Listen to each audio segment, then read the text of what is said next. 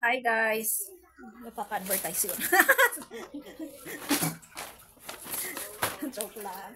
Yan, dami-dami product sa likod. So, so, product review tong mga to. May nakikurious lang ako nito. Lagi kong nakikita. Sabi niya, carbonated natural mineral water. Tapos, gusto kong tikman yung alkaline water. Magsimula daw sa pH 7 and above. So, ang nakuha ko is pH 9.2. 9.1 plus, may plus pa siya. Ewan ko kung ano yung plus. Wala. Plus, hindi kasi mukhang 1 yun eh. Signature Select. Ito ating brand. Ito lang nakita kung alkalized water dito eh. And itong carbonized. Kung anong pagkakaiba ng lasa sa ibang tubig na iniinom nating binibili sa labas. Product review pala to ah. Uy, meron ngang carbon siya. Kasi pag bukas ko, parang yung amoy, wala naman. Umusok pa. Parang Sprite. Pagbukas mo. Walang amoy.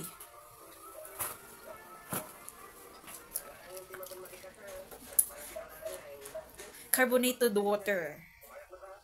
Water na meron siyang, pag inom mo siya, ang lakas ng acid na gusto niyo, alay doon nyo? Ramanan nyo.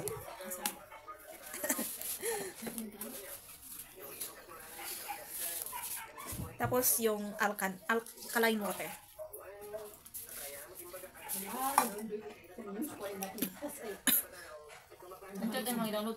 Wala siya pagkakaiba sa lasa ng mga ganitong bottled water. Hindi siya maglansa? Ah, man. Tinatanong ng lola ko. Bakang target good yan? Parang ano siya, alak. Bakit na? Acidic. Di adat ti agpapap up dyan, ngiwat. Hindi acidic pero pwede ko maintindihan. Mas malala sa Coke. Mas malala sa Coke at Sprite. Na walang lasa.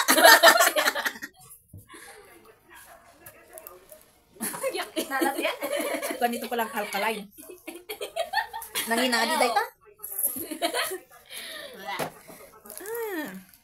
Parang meron siyang lasang konting nyug. Ewan ko kung absolute ba yun yung parang may lasang nyug. Ayan o, alkaline water. Try yung mat. So, ayan. Pagkatapos nitong review, well, magkukwenta ko konti. Full video is nasa comment section, ipipin ko. Pinost ko siya sa Facebook actually. Something about weird na ano ng tao. So, may nagsabi sa akin, itong mga matatandang to talaga, dinadamay pa tayong mga bata. Tama naman ka. Pag realize mo, tama naman. And ang daming learn lesson din dito. Ito ay organization ata ng isang mayaman. Tapos, company, sabihin mo na. Tapos, nagpapahanap sila ng gusto nilang aasawain yung feminine, if lalaki, I will itago ko lang as feminine divine, tapos feminine masculine. Depende kung sino magpapahanap, feminine or masculine. So, yung baka agency organization, maghahanap sila. Tapos ibibigay nila yung file sa guy or sa girl. Ayan. Tapos meron atang prize na money. Ayan. So, very related actually. Pero, sa amin, sana inisip nila kung tama ba yung tatahakin nila. Kasi, hindi lang basta-basta kahit mayaman o may kaya or whatsoever. Or kaya niyang buhayin ang pamilya niya. Whatsoever. Kasi hindi emotional, basta-basta lang ang love. Na sinasabi natin. Kaya medyo hindi ako dun sa EFC, ganun. Kasi, love pa rin ang inaano nila dun eh. Okay lang siguro yung gawa-gawa ng movie or teleserye or series, pero yung mga ganong aspects na television na pinapalabas sa television, tingnan nyo, parang malala nyo ba si Kwe na iba ang tawag dun sa ano, yung TFC na yun, yung Filipino na girl, tapos yung foreign na guy na malaki na maliit, di ba? Well, may matututunan naman tayo doon, pero ano yun, ginawa lang ba nila dahil doon? Dan sa price na yon. Kaya nga nawawala tayo sa landas na ang ating example is tungkol lang sa pera. The best example talaga is Kasi meron yung, explain ko na lang further. Kasi meron, di ba, yung taong kahit mayaman siya, bad-mannered in attitude. Wala siyang pakialam sa ibang tao. Ano yung word na yun? Hanggat, ayun. Hanggat mayaman din yung taong yun. May mga ganun, mostly ganun yung mga tao ngayon. Hindi lang mayaman, pati mahirap. Kung may silbi tungkol sa pera. Pero kahit na ganun yung magpapahanap sila sa isang agency, pero yan ang isang learning lesson natin. Mga digger dyan, tingnan nyo nga nangyayari dahil sa inyo. Takot sila. Takot sila sa mga ganun. Kaya siguro tuloy merong ganun na senaryo. Tapos yung part na sinabi kong yung mga matatanda. Banga. Parang pinapahamak yung mga batang katulad namin, joke. Inakong bata pa siya, Oo nga, yung mga action nyo dyan, hindi porket matanda kayo, idadamay nyo na kaming mga kabataan.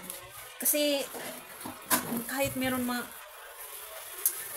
nga yung verse na, child should be like this, etc. But, meron din yung verse na, you should not provoke your child. Ibig sabihin nun sa aking nalalaman through my wisdom and knowledge,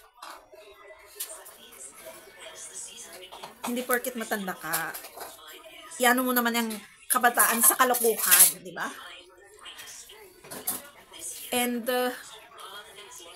mga kabataan din naman, porket sinabing, parents should not provoke their children.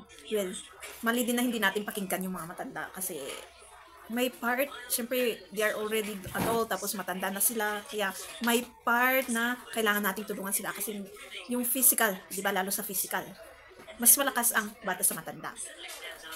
And of course, kailangan din nating pakinggan yung mga sinasabi ng ating mga magulang, advice and motivation, bagbaga or, well, that's advice also. And, pag pinapagalitan ka, or paglalabas ka tapos sinabing, wag kang magagabihan, baka may mangyari sa'yo, or bigla silang nagalit, baka may napansin sila, tanongin mo sila, bakit sila nagagalit? Hindi yung masasaktan ka agad, okay? Pati yung matatanda. Pag di kayo masasaktan kung biglang syempre, baka may napansin din yung bata sa inyo. Hindi, mas maganda magtanungan na lang parehas.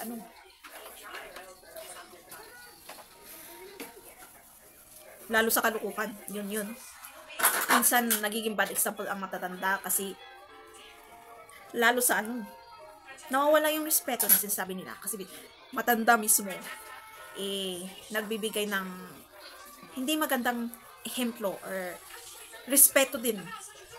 Kasi matanda pa nagtuturo ko ng hindi ka-respeto na pananalita, pag-uugali, manners and attitudes. Sa mga lahat. Minsan bata pang matured, Pero, banggit ko din sa video na yun, sa comment, nakapin, na kung ang magulang mo talaga, yung pupunta mo sa, tinutulok. Hindi naman Tagalog yun.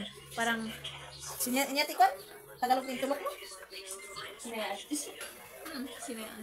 Ay, hinayaan daw. Pag hinayaan mo, na si God ang mag-lead sa'yo sa buhay mo, actually, maturity ang kanyang way. And it's better, right? Pag siya, kung actually, kahit may magulang ka, tapos, hinayaan mong si God and allow through your life na siya ang magpalaki sa'yo, mature, actually. Maturity ang effect. So, but parang iba yung effect sa akin nito, ang init.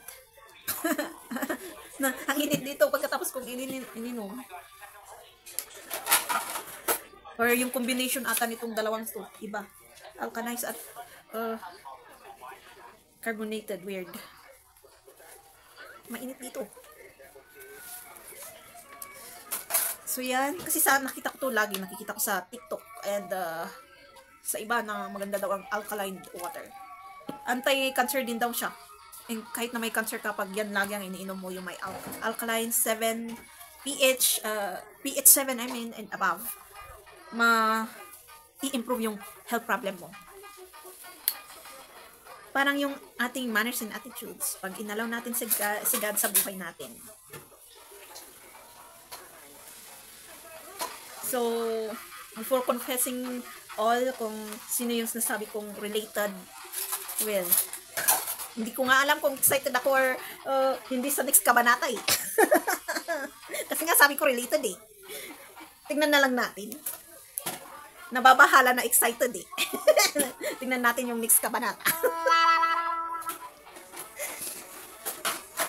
Before totally confessing all well about this kind of para hindi tayo maguluhan.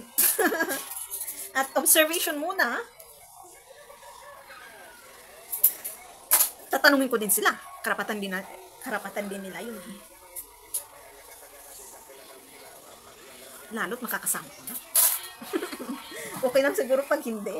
Pwede kong sabihin diretsuhin. Lalo't makakasama. Kaya ano. So, see you again sa next kabanata nito. Pero, of course, may malayo pa yun. I-update ko na lang kayo. So, thank you for watching and having a review with me this alkaline water. Bakit ganun talaga ang effect? Tapos itong carbonated, mas maganda sa mga sparkled water, sparkled flavored water. Ginagamit sa mga cafe. Yan o. Hindi ba dapat hindi ganyan ang water? Ayan o. May bubbles pero hindi ganun na sabihin. So carbonated. Mas mahalak siya rito eh. Kasi ito. Parang nakita ko 35 to. Mahal din si alkaline water ah. Pero mas mahal ko. 75 bata nakita ko. Wala na, curious lang ako. Sayang yung pera ko. Dahil lang sa curiosity. At least, nasubukan ko once in a lifetime naman siya eh. Pero sabi nila, meron daw machine din na nag-alkaline ng water. Filter siya. So, try nyo din. Kasi sabi nga nila, maganda yung alkaline na water. So, thank you for watching. Don't forget to subscribe, click the notification, comment if you want, and share it. See you again in my next video. And if you want to share my video, okay. Thank you. And yung ibang pinagsasabi ko, English pala siya. Nasa comment section lang, remind ko, naka-pin.